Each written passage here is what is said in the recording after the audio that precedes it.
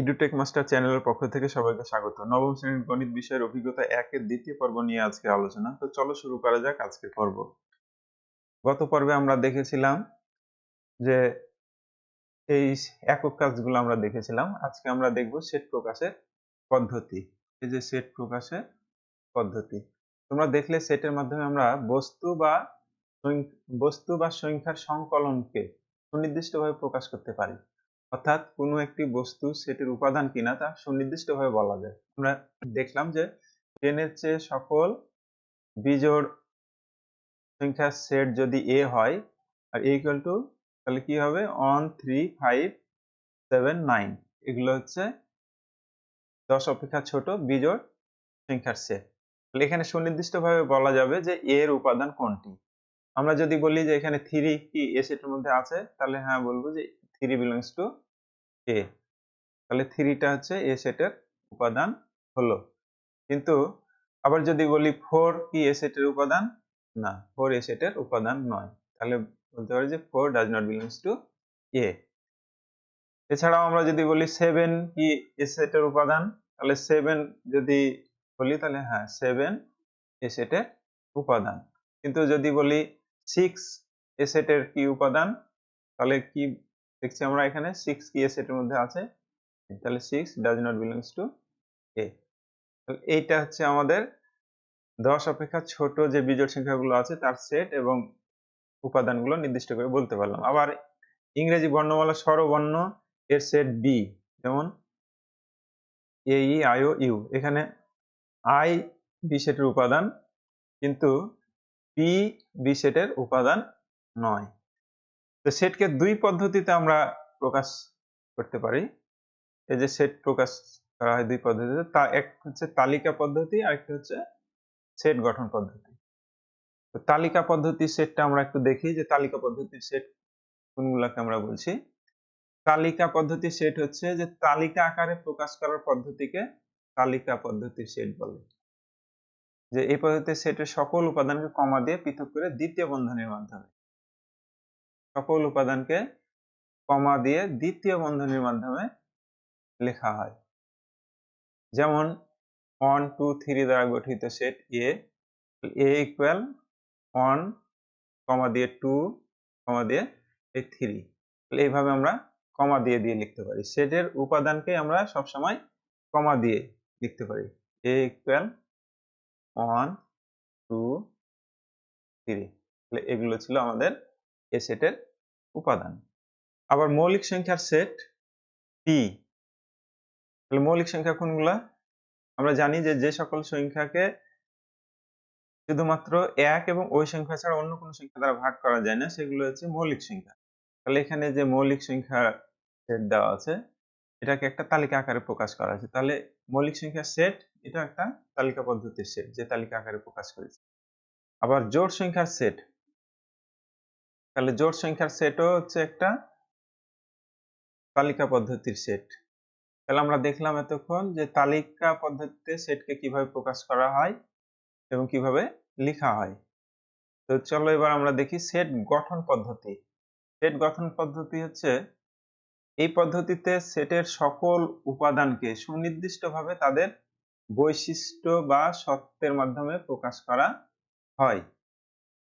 শুধু একটা বৈশিষ্ট্য থাকবে আর কিছু সত্ত্ব দেওয়া থাকবে। এই সত্ত্বের মাধ্যমে এই সেটকে আমরা প্রকাশ করতে পারি। যেমন এ একটা সেট, এ সমান হচ্ছে x such that x স্বাভাবিক বিজোড় সংখ্যা। তাহলে এই যে একটা হচ্ছে আমরা বর্ণনাটা একটা বৈশিষ্ট্যের মাধ্যমে তুলে ধরলাম যে এটা কি ধরনের সেট? স্বাভাবিক বিজোড় সংখ্যার সেট। তাহলে স্বাভাবিক বিজোড় সংখ্যা এই শব্দটা দ্বারা আমরা বুঝে নিলাম যে এটা হচ্ছে স্বাভাবিক বিজোড় সংখ্যার সেট। তাহলে যে আমরা বলছিলাম যে সুনির্দিষ্টভাবে তাদের বৈশিষ্ট্য বা সত্ত্বের মাধ্যমে প্রকাশ করা হয়। তাহলে এই সেটটার বৈশিষ্ট্য হচ্ছে স্বাভাবিক বিজোড় সংখ্যার সেট। তাহলে এটা দ্বারা আমরা কি বুঝছি যে এ একটা সেট, এ হচ্ছে একটা সেট যেগুলো হচ্ছে স্বাভাবিক বিজোড় সংখ্যা। তাহলে স্বাভাবিক বিজোড় সংখ্যা কোনগুলা? 1 3 5 7 9 ইত্যাদি। তাহলে এগুলো হচ্ছে স্বাভাবিক বিজোড় সংখ্যার সেট। লক্ষ্য করো এক্স এর পরে যে ক্লোন, এই চিহ্নটার নাম হচ্ছে সাজ দ্যাট বা হচ্ছে কোলন। এটাকে আমরা কোলন বলি বা সাজ দ্যাট বলি, বা বাংলায় হচ্ছে এরূপ যেন বা এই সাজ দ্যাট, এগুলো দ্বারা প্রকাশ করে। যেহেতু এই পদ্ধতিতে সেটের উপাদান নির্ধারণের জন্য শর্ত বা নিয়ম দেওয়া থাকে, যেটাকে ইংরেজিতে রুল বলা হয়, এজন্য এই পদ্ধতিকে রুল মেথডও বলা হয়। তাহলে আমরা সেট প্রকাশের পদ্ধতি দেখলাম কি, দুই ভাবে প্রকাশ করা যায়, একটা হচ্ছে তালিকা পদ্ধতি আর একটা হচ্ছে সেট গঠন পদ্ধতি। তালিকা আকারে প্রকাশ করার পদ্ধতিকে তালিকা পদ্ধতি বলা হয়, আর সেটের উপাদানকে সুনির্দিষ্টভাবে তাদের বৈশিষ্ট্য বা শর্তের মাধ্যমে প্রকাশ করাকে বলা হয় সেট গঠন পদ্ধতি। তো আসলে আমরা কিছু উদাহরণ দেখি। এখানে একটা সেট প্রকাশ করা আছে, তাহলে এটাকে আমরা কি পদ্ধতিতে বলতে পারি? এটা একটা তালিকা পদ্ধতির সেট। এখানে হচ্ছে এই যে উদাহরণটা দেওয়া আছে, এটা হচ্ছে একটা তালিকা পদ্ধতির সেট। যেমন 0, 3, 6, 9, 12, 15 কে গঠন পদ্ধতিতে প্রকাশ করো। তাহলে এই যে এই সেটটা দেওয়া আছে এখানে, এটা হচ্ছে তালিকা পদ্ধতিতে আছে, এটাকে আমরা গঠন পদ্ধতিতে লিখব। তাহলে কিভাবে লিখব? গঠন পদ্ধতিতে এখানে দেখি যে 0, 3, 6, 9, 12, 15। তাহলে যে আমরা লেখার সিস্টেমটা দেখলাম সেট গঠন পদ্ধতির, এই যে এখানে লেখা আছে x such that, তাহলে এটার মতো যদি আমরা লিখতে যাই, x such that x, তাহলে x টা কি বোঝাচ্ছে এখানে? দেখো 0, 3, 6, 9 প্রত্যেকটাই কিন্তু 3 এর গুণিতক। তাহলে এটাকে যদি আমরা লিখি যে x such that x কমা দিয়ে 3 এর গুণিতক, তাহলে এটাকে যদি আমরা হচ্ছে লিখে দিই ভাষা দিয়ে, x টা হচ্ছে 3 এর গুণিতক। কত পর্যন্ত আছে এটুকু শেষ করে দিই। 3 এর গুণিতক বৈশিষ্ট্যটা দেওয়া আছে আমাদের এই যে 0 থেকে 15 পর্যন্ত। তাহলে এটাকে যদি আমরা লিখি যে 0 less than or equal x less than or equal 15, তাহলে 3 এর গুণিতক এবং 15 পর্যন্ত। তাহলে এইটাকে আমরা এইভাবে সেট গঠন পদ্ধতিতে লিখতে পারি। দেখি যে এখানে আমাদের লিখে দেওয়া আছে যে এখানে সেটের প্রত্যেকটি উপাদান পূর্ণ সংখ্যা, 0 এর চেয়ে ছোট নয়, 15 এর চেয়ে বড় নয় এবং 3 এর গুণিতক। সুতরাং সেট গঠন পদ্ধতিতে আমরা লিখতে পারি যে x such that x 3 এর গুণিতক, এই যে যেটুকু আমরা হচ্ছে লিখলাম এই 3 এর গুণিতক এবং 0 less than or equal x less than or equal 15। আচ্ছা, আরো একটা উদাহরণ আমরা দেখি যে এখানে একটা সেট দেওয়া আছে কি, এটা দেওয়া আছে গঠন পদ্ধতিতে। এটাকে আমাদেরকে কি বলা হয়েছে? তালিকা পদ্ধতিতে প্রকাশ করতে, যে x such that x পূর্ণ সংখ্যা and x square less than or equal 25 কে তালিকা পদ্ধতিতে প্রকাশ করো। তাহলে এখানে সেটের প্রত্যেকটি উপাদান পূর্ণ সংখ্যা যাদের বর্গ হচ্ছে 15, 25 এর চেয়ে ছোট। অর্থাৎ এই সেটটা থেকে আমরা বুঝতে পারছি যে এমন একটা সেট নির্ণয় করতে হবে যে সকল পূর্ণ সংখ্যাকে বর্গ করলে 25 এর সমান অথবা ছোট হবে, সেই সকল সংখ্যার সেটগুলা নির্ণয় করতে হবে। তাহলে আমরা হচ্ছে এটাকে দেখি যে কিভাবে করতে পারি তালিকা পদ্ধতিতে। তো এটাকে যদি আমরা একটু লেখার চেষ্টা করি, প্রশ্নটি ছিল আমাদের a equal x such that x পূর্ণ সংখ্যা আর কি ছিল, এর বর্গ করলে কার সমান হবে 25 এর সমান অথবা ছোট। তাহলে এটাকে আমাদের তালিকা পদ্ধতিতে প্রকাশ করতে হবে। তাহলে এটাকে আমরা কিভাবে করতে পারি? এখানে যে সকল পূর্ণ সংখ্যাকে বর্গ করলে 25 এর সমান অথবা ছোট হবে সেই সংখ্যাগুলা। তাহলে আমরা দেখি কোন কোন সংখ্যাকে বর্গ করলে। তাহলে 0 কে বর্গ করলে 0 হয়, যেটা 25 অপেক্ষা ছোট। আবার +1 কে বর্গ করলেও হয়, -1 কে বর্গ করলেও 1 হয়। তাহলে +-1 মানে 1, এটা হচ্ছে 25 অপেক্ষা ছোট আছে। আবার +-2 কে বর্গ করলে কত হয়? 2 দুগুণে 4, আর মাইনাসে মাইনাসে প্লাস, তার মানে এটাও <25। আবার +-3 যদি আমরা লিখি, তার উপর বর্গ করলে 3 3 9, <25। আবার প্লাস মাইনাস সাথে লিখলাম 4 বর্গ করলে 4 4 16, <25। আবার +-5 বর্গ করলে হচ্ছে 25, যেটা সমান 25। তাহলে আমরা লিখতে পারি কি, যে সেটগুলোকে আমরা যদি এইভাবে লিখি, তালিকা আকৃতিতে যদি আমরা লিখতে চাই, তাহলে এ সেটটা হচ্ছে কত হবে আমাদের, এখানে যদি লিখি এ সেটটাকে আমরা তাহলে তালিকা আকারে লিখলে হবে কি 0, তারপরে +-1, +-1, +-2, +-3, +-4, একটা হচ্ছে +-5। তাহলে এই সেটগুলোকে আমরা হচ্ছে আলাদা করেও লিখতে পারি, -1, -2, -3, -4, -5, 0, 1, 2, 3, 4, 5, আবার একসাথে লিখতে পারি। তাহলে সেটটা ছিল কি, সেট ছিল যেখানে x পূর্ণ সংখ্যা এবং বর্গ করলে 25 এর চাইতে ছোট। তাহলে যে আমরা দেখে নিলাম যে 0, +-1, +-2, +-3, +-4, +-5, এই সংখ্যা সবগুলোকে যদি আমরা বর্গ করি, তাহলে 25 এর চাইতে ছোট সংখ্যাগুলো পেয়ে যাব। তো আমরা দেখে নিলাম, এগুলো আমরা একসাথেও লিখতে পারি, এবার আলাদা করেও লিখতে পারি, যেমন -5, -4, -3, -2, -1, 0, 1, 2, 3, 4, 5, এই দুই ভাবে আমরা লিখতে পারি। তাহলে আমরা একটা হচ্ছে তালিকা পদ্ধতির সেট দেখলাম, একটা গঠন পদ্ধতির সেট, গঠন থেকে তালিকা এবং তালিকা থেকে গঠন। তো এখানে কিছু কাজ আছে, আমরা দেখি একক কাজগুলা। নিচের সেটগুলোকে সেট গঠন পদ্ধতিতে, এটা হচ্ছে সেট গঠন পদ্ধতিতে প্রকাশ করো। তাহলে এখানে দেওয়া আছে x, a সমান হচ্ছে -28, -21, -14, -7, +7, 14, 21, 28। এটাকে যদি আমরা লিখতে যাই সেট গঠন পদ্ধতি, তাহলে কিভাবে লিখতে পারবো?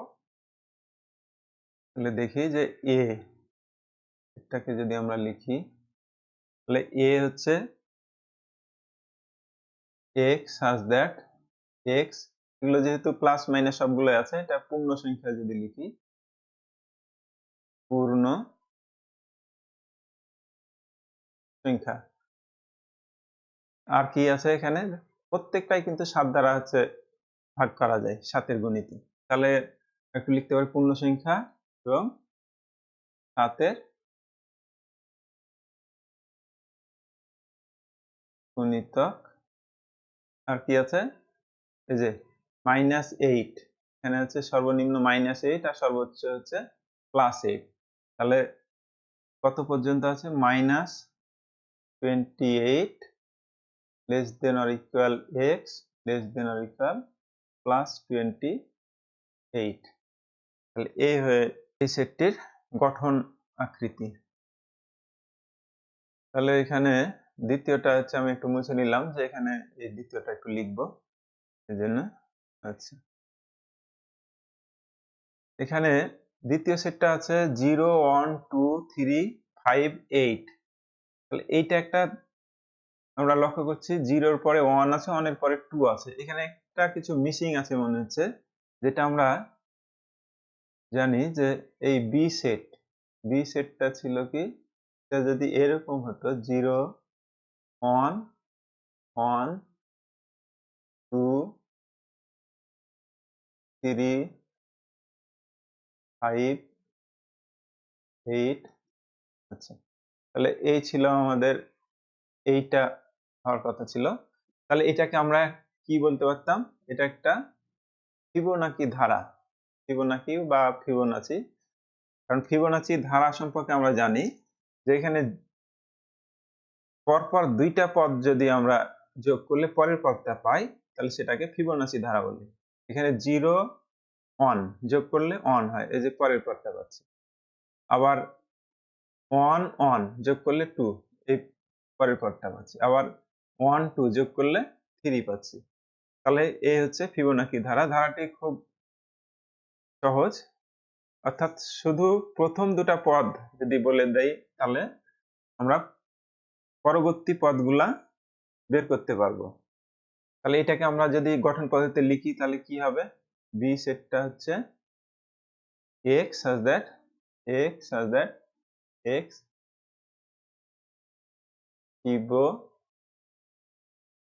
ফিবোনাচি ধারা।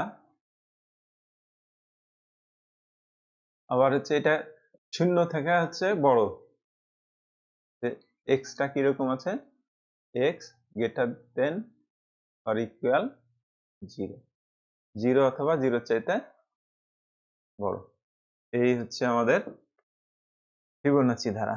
আচ্ছা, তাহলে আমরা এই দুইটা সেটকে সেট গঠন পদ্ধতিতে, তাহলে তোমরা এখানে একটা 1 যুক্ত করে নিবা, তাহলে এটা একটা ফিবোনাচি ধারা হলো। আচ্ছা, এবার আসি নিচের সেট গঠন পদ্ধতিতে লেখা সেটগুলোকে তালিকা পদ্ধতিতে কিভাবে প্রকাশ করতে হবে। তালিকা পদ্ধতিতে এখানে লেখা আছে d x such that x কিভাবে আছে? 5 এর গুণিতক এবং 30 এর চেয়ে ছোট। তাহলে 30 এর চেয়ে ছোট 5 এর গুণিতক কি কি আছে আমরা একটু লিখে ফেলি। যেমন ডি সেটটা হচ্ছে 30 এর চেয়ে ছোট হচ্ছে 5, হচ্ছে একটা 5 এর গুণিতক। আবার 5 দুগুণী 10 হচ্ছে একটা 5 এর গুণিতক। 3 5 15 হচ্ছে একটা 5 এর গুণিতক। আবার 4 5 20 5 এর গুণিতক। 5 5 25। 30 এর চেয়ে ছোট বলেছে, তাহলে যদি 6 দিয়ে দিই, 5 6 30, মানে সমান হয়ে যাচ্ছে। তাহলে সমান যেহেতু আমরা নিতে পারবো না, এই হচ্ছে আমাদের 30 এর চেয়ে ছোট 5 এর গুণিতক হয়েছে। এবার আসি গুণনীয়ক। x such that x 30 এর গুণনীয়ক। তাহলে 30 এর গুণনীয়কটা আমরা একটু বের করার চেষ্টা করি। কিভাবে গুণনীয়কটা বের করব? 30 এর গুণনীয়ক বের করব। এই 30, তাহলে 30 কে যদি 1 দ্বারা ভাগ করলে 30 হয়, 2 দিয়ে দিলে হচ্ছে 15, 3, তাহলে 3 5 15। তাহলে গুণনীয়ক গুলো আমরা কি পাচ্ছি?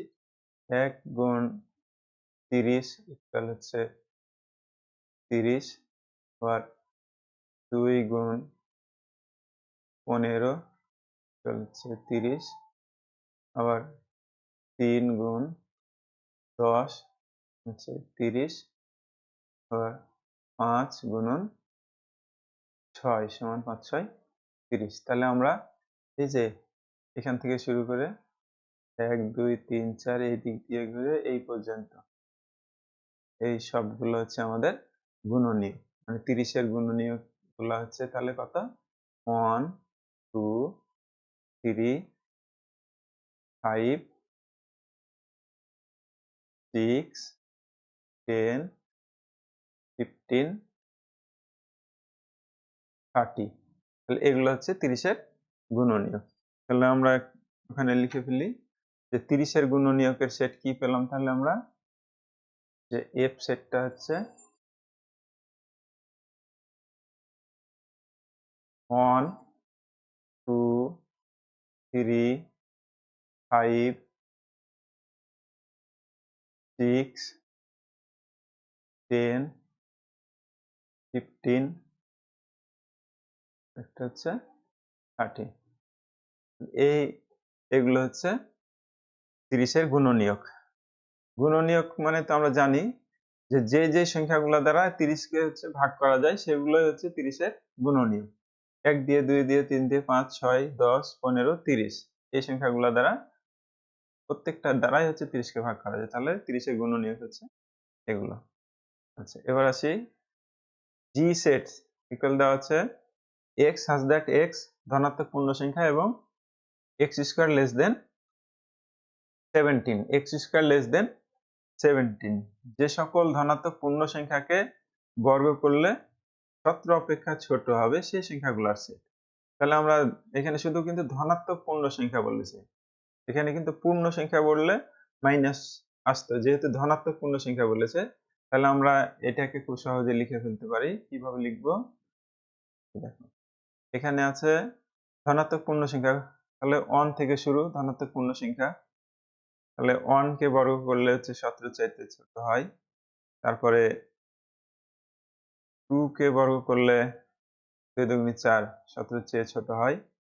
3 3 3 9, আবার 4 4 4 16, কিন্তু 5 করলে 5 5 25 17 অপেক্ষা বড় হচ্ছে, তাহলে এই হচ্ছে আমাদের জি সেট। আচ্ছা, এবার আমরা আসি এইচ। এখানে একটা সেট গঠন পদ্ধতি দেওয়া আছে x square plus 3x plus 2 একটা ইকুয়েশন আছে, এই ইকুয়েশনটা সমাধান করতে হবে, সমাধান করে এটাকে তালিকা পদ্ধতিতে প্রকাশ করতে হবে। তাহলে আমরা একটু দেখে নিই যে কিভাবে হচ্ছে আমরা এটার হচ্ছে সমাধানটা করতে পারি। আছে x square plus 3x plus 2 equal 0। এটাকে যদি আমরা সমাধান করার চেষ্টা করি, x স্কয়ার প্লাস এটাকে যদি মিডল ফ্যাক্টর যেটা আমরা বলি উৎপাদক, এবারে 2x plus x plus 2 equal 0 implies যে x কমন নিলে x প্লাস 2 প্লাস 1 কমন নিলে x প্লাস 2 ইকুয়াল 0। তাহলে এখন এখানে আমাদের x প্লাস 1 একটা পেলাম, একটা হচ্ছে x প্লাস 2 সমান 0।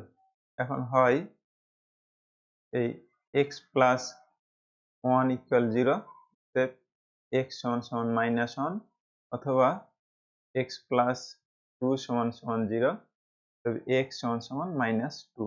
তাহলে এখানে আমরা হচ্ছে সেটটাকে পেয়ে গেলাম কত, মাইনাস 1 এবং মাইনাস 2। তাহলে এই হচ্ছে আমাদের সেট। তাহলে আমরা লিখে দিই এখানে যে এই সেটটা কিরকম হয়েছে, এই সমান পেলাম আমরা মাইনাস 1 মাইনাস 2। এই ছিল আমাদের এই গঠন পদ্ধতি থেকে তালিকা পদ্ধতিতে প্রকাশ করা সেটগুলো।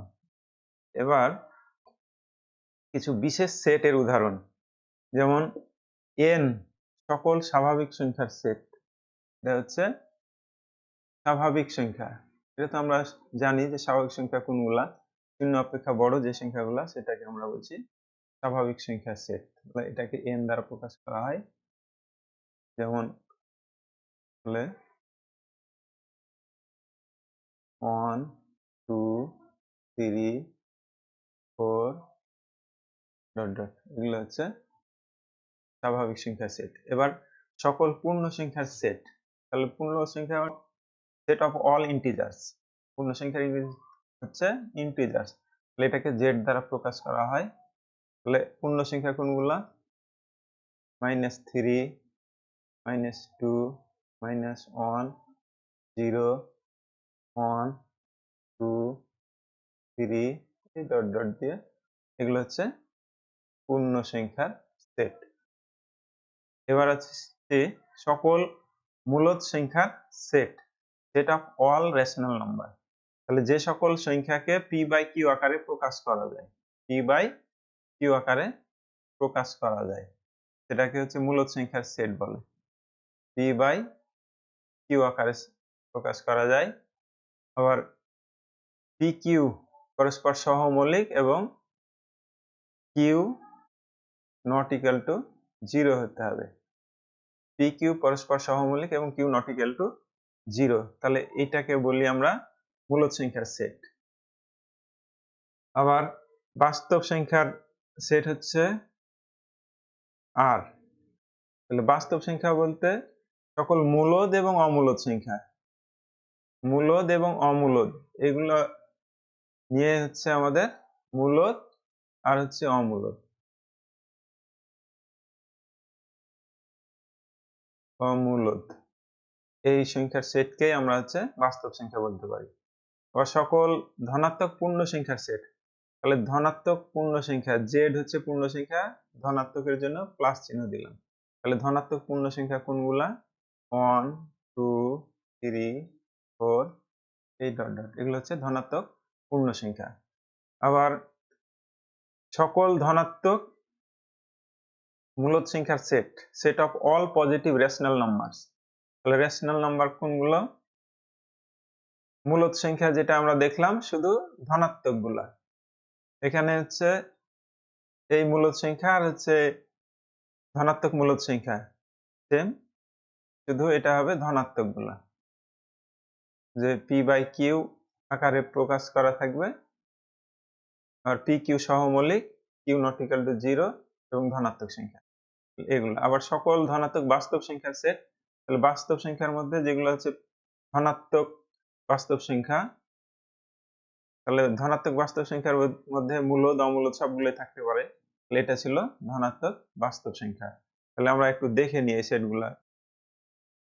আচ্ছা, তাহলে এই যে আমরা হচ্ছে এখানে দেখতে পাচ্ছি যে সকল স্বাভাবিক সংখ্যার সেট হচ্ছে এগুলা, সকল পূর্ণ সংখ্যার সেট হচ্ছে সকল মূলদ সংখ্যার সেট, যে পি বাই কিউ আকারে প্রকাশ করা যায়। পি কিউ অবশ্যই হচ্ছে পূর্ণ সংখ্যা হবে এবং সহমৌলিক হবে, কিউ নট ইকুয়াল টু 0। আর সকল মূলদ এবং অমূলদ সংখ্যার সেটই হচ্ছে বাস্তব সংখ্যা।